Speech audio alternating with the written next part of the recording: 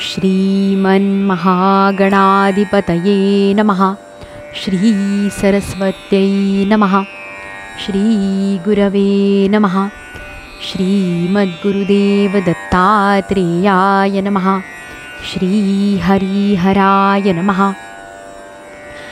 ब्रह्मादिवन्दी अमरादिनाथ भुजङ्गमालाधरि सोमकान्त गंगा श्रीदोष महाविदारी तुझवीण शंभो मज कोण तारी। ओम नमो भगवते वासुदेवाय। श्रीमद्भागवत महापुराणे अष्टमस्कंदे अथैकोनविंशोऽध्यायः। भगवान वामनांचे बलीकडून 3 पावले जमीन मागणे, बलीचे वचन देणे आणि शुक्राचार्यांनी त्याला अडविणे। श्री शुक म्हणतात, बलीचे हे वचन धर्मयुक्त आणि अतिशय मधुर असे होते। हे ऐकून भगवान वामनांनी अत्यंत प्रसन्नतेने त्याचे अभिनंदन करून म्हटले। श्री भगवान म्हणाले, राजन, आपण जे काही म्हणालात ते आपल्या कुलपरंपरेला अनुरूप धर्मपूर्ण, यश वाढविणारे आणि अत्यंत मधुर असे आहे। परलोकी हितकर असणाऱ्या धर्माच्या बाबतीत आपण भृगूंना प्रमाण मानता, त्याचबरोबर आपले कुलवृद्ध आजोबा परमशांत प्रल्हाद यांची आज्ञासुद्धा आपण प्रमाण मानता। आपल्या वंशात कोणीही धैर्यहीन किंवा कंजूष पुरुष कधी झाला नाही। तसेच ज्याने ब्राह्मणांना कधी दान दिले नाही किंवा कोणाला काही देण्याचे वचन देऊन नंतर माघार घेतली असाही कोणी झाला नाही। याचकाची विनंती ऐकून किंवा युद्धाचे वेळी शत्रूने आव्हान दिल्यावर तिकडे पाठ फिरवणारा भित्रा मनुष्य आपल्या वंशामध्ये कोणीही झाला नाही। आपल्या कुळातच जसा आकाशात चंद्र, त्याप्रमाणे प्रल्हाद आपल्या निर्मल यशाने शोभतो आहे। आपल्या कुळातच हिरण्याक्षासारख्या वीराचा जन्म झाला। तो वीर जेव्हा हातात गदा घेऊन एकटाच दिग्विजय करण्यासाठी बाहेर पडला, तेव्हा सर्व पृथ्वी पालथी घालूनही त्याला आपल्या जोडीचा कोणी वीर मिळाला नाही। जेव्हा भगवान विष्णू पाण्यातून पृथ्वीला वर काढीत होते, तेव्हा तो त्यांच्या समोर आला, तेव्हा अत्यंत कष्टाने त्यांनी त्याच्यावर विजय मिळविला। परंतु त्यानंतर सुद्धा पुष्कळ काळपर्यंत वारंवार हिरण्याक्षाची शक्ती आठवून त्याला जिंकूनसुद्धा आपला विजय झाला असे ते समजत नव्हते। हिरण्यकशिपूला जेव्हा त्याच्या वधाचा वृत्तांत समजला, तेव्हा तो आपल्या भावाचा वध करणाऱ्याला मारण्यासाठी म्हणून संतापून भगवंतांच्या निवासस्थानी पोचला। हिरण्यकशिपू हातात शूळ घेऊन काळाप्रमाणे धावून येतो आहे असे पाहून वेळ काळ जाणणाऱ्या श्रेष्ठ मायावी विष्णूंनी विचार केला, ज्याप्रमाणे प्राण्यांच्या मागे मृत्यू, त्याचप्रमाणे मी जेथे जेथे जाईन तेथे तेथे हा माझा पिच्छा पुरविल, म्हणून आपण याच्या हृदयात प्रवेश करावा। त्यामुळे तो मला पाहू शकणार नाही, कारण तो बहिर्मुख आहे। हे असुर शिरोमणे, ज्यावेळी हिरण्यकशिपू त्यांच्यावर झडप घालीत होता, त्याचवेळी घाबरल्याप्रमाणे भगवंतांनी आपले शरीर सूक्ष्म बनविले आणि त्याच्या श्वासात लपून नाकातून हृदयात जाऊन बसले। हिरण्यकशिपूने त्यांचा लोभ बारकाईने धुंडाळला, पण त्यांचा काहीच पत्ता लागला नाही। यामुळे चिडून तो आरडाओरड करू लागला। त्या वीराने पृथ्वी, स्वर्ग, दिशा, आकाश, पाताळ आणि समुद्र असे सगळीकडे भगवंतांना शोधले, परंतु त्याला ते कुठेच दिसले नाहीत। ते कुठेच नाहीत असे पाहून तो म्हणू लागला, मी सर्व जग पिंजून काढले, परंतु तो सापडला नाही। माझ्या भावाचा घात करणारा तो नक्कीच जिथे गेल्यानंतर पुन्हा परत येता येत नाही अशा लोकी निघून गेला असावा। बस, आता त्याच्याशी वैरभाव ठेवण्याची आवश्यकता नाही, कारण वैर देहाबरोबरच संपते। क्रोधाचे कारण अज्ञान आहे आणि अहंकारामुळेच तो वाढत जातो। राजा, तुझा पिता प्रल्हादनंदन विरोचन फार मोठा ब्राह्मण भक्त होता, इतका की त्याचे शत्रू असणाऱ्या देवांनी ब्राह्मणांचा वेश घेऊन त्याचे आयुष्य मागितले आणि त्यांचे कपट माहीत असूनही त्याने त्यांना आपले आयुष्य दिले। ज्या धर्माचे गृहस्थ, ब्राह्मण, आपले पूर्वज आणि अन्य यशस्वी वीरांनी पालन केले, त्याच धर्माचे तुम्ही आचरण करीत आहात। हे दैत्येंद्रा, मागितलेली वस्तू देणाऱ्यांमध्ये आपण श्रेष्ठ आहात, म्हणून मी आपल्याकडे फक्त माझ्या पायांच्या मापाने 3 पावले एवढी थोडीशी जमीन मागतो आहे। हे राजन, आपण सर्व जगाचे स्वामी आणि मोठे उदार आहात, तरीसुद्धा मला आपल्याकडून अधिक काहीही नको. कारण विद्वान पुरुषाने आपल्या आवश्यकते इतकेच दान घेतले असता त्याला पाप लागत नाही. बली म्हणाला, ब्राह्मण कुमारा, तुझे बोलणे तर वृद्धासारखे आहे, परंतु तुझी बुद्धी अजून लहान मुलासारखीच आहे. अजून तू लहान आहेस ना, म्हणून आपला फायदा तोटा तुला समजत नाही. मी तिन्ही लोकांचा एकमात्र अधिपती आहे आणि द्वीपचे द्वीप देऊ शकतो. जो मला आपल्या बोलण्याने प्रसन्न करून माझ्याकडून फक्त 3 पावले भूमी मागतो त्याला बुद्धिमान म्हणावे काय? हे ब्रह्मचारी, जो एक वेळ माझ्याकडे आला त्याला पुन्हा कधीच कोणाकडून काही मागण्याची आवश्यकता वाटता कामा नये. म्हणून आपली उपजीविका चालविण्यासाठी तुला जेवढ्या भूमीची आवश्यकता असेल तेवढी माझ्याकडून मागून घे. श्री भगवान म्हणाले, राजन, मनुष्य जर इंद्रियांना काबूत ठेवू शकत नसेल तर संसारातील सर्वच्या सर्व प्रिय विषयही त्याच्या कामना पूर्ण करू शकत नाहीत. जो 3 पावले भूमीने संतुष्ट होत नाही त्याला 9 वर्षांनी युक्त असे एक द्वीप जरी तू दिलेस तरीसुद्धा तो संतुष्ट होऊ शकणार नाही.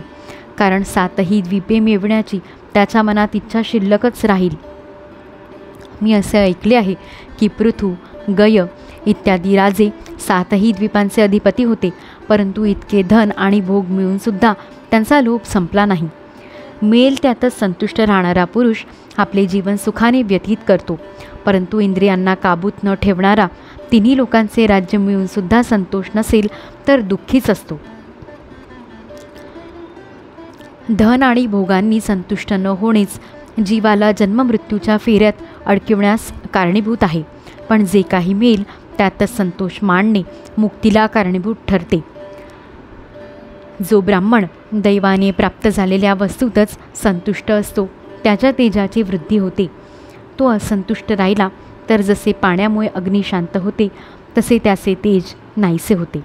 म्हणून वर देणाऱ्या श्रेष्ठ अशा आपल्याकडे मी फक्त 3 पावले भूमीच मागतो, तेवढ्यानेच माझे काम भागेल. कारण आवश्यकते इतकेच धन जवळ बाळगावे. श्री शुक म्हणतात, भगवंतांनी असे म्हटल्यानंतर बलिराजाला हसू आले. तो म्हणाला, ठीक आहे, तुझी इच्छा असेल तेवढेच घे. असे म्हणून वामनांना जमीन देण्याचा संकल्प करण्यासाठी त्याने झारी हातात घेतली. ज्ञानी शुक्राचार्यांना सर्व काही कळले होते.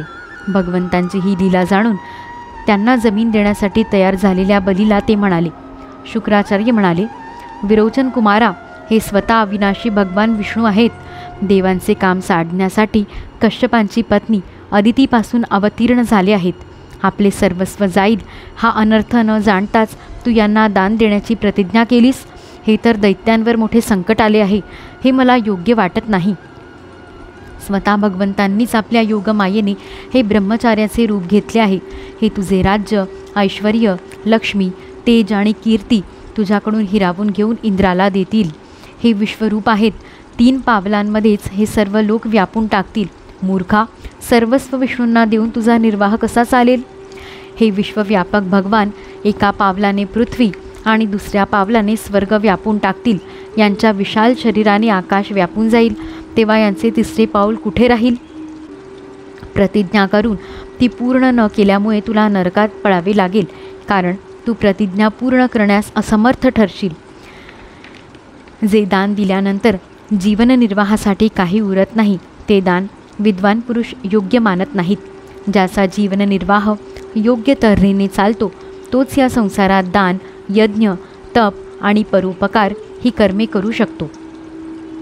जो मनुष्य आपले धन धर्मासाठी, यशासाठी, धनाची वाढ करण्यासाठी, उपभोग घेण्यासाठी आणि स्वजनांसाठी अशा 5 कारणांसाठी विभागतो तोच इह परलोकी सुख मिळवितो.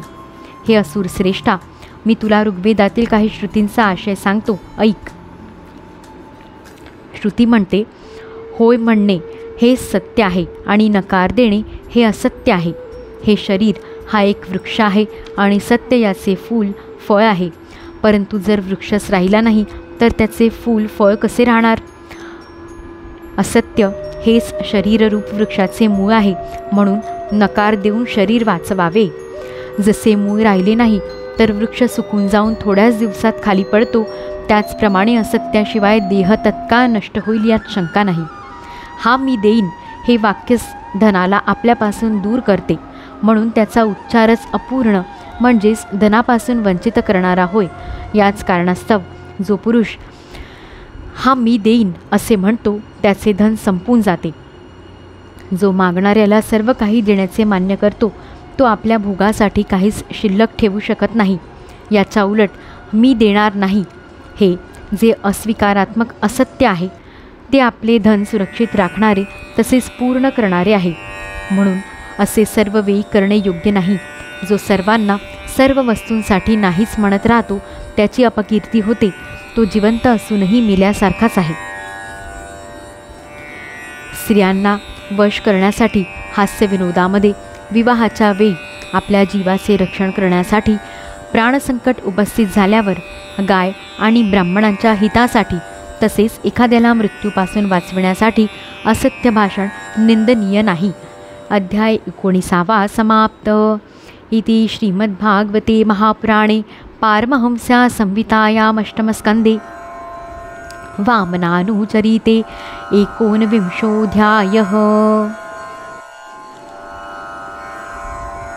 ऋषिकेशमेवाङ्मनकायजातं हरे ज्ञानतो विश्वसाक्षिन्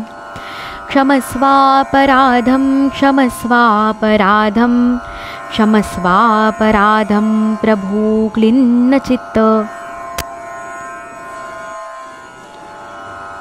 मला स्वामी राजा तुमचीच छाया, तुम्हा वीण देवा करी कोण माया. स्वामी समर्थ गरजूनी गावो, या जीवनाचा महायज्ञ होवो. हृदयांतरी वसे तू श्री गुरुमाऊली, वरदहस्त धर मम शिरी. तव प्रेम लाभो जन्म जन्मांतरी, उद्धारावे चैतन्यगण. सद्गुरु श्री हरिराया, श्री सद्गुरु चरणारविंदार्पितमस्तु. श्रीकृष्णार्पणमस्तु. अवधूत चिंतन श्री गुरुदेव दत्त.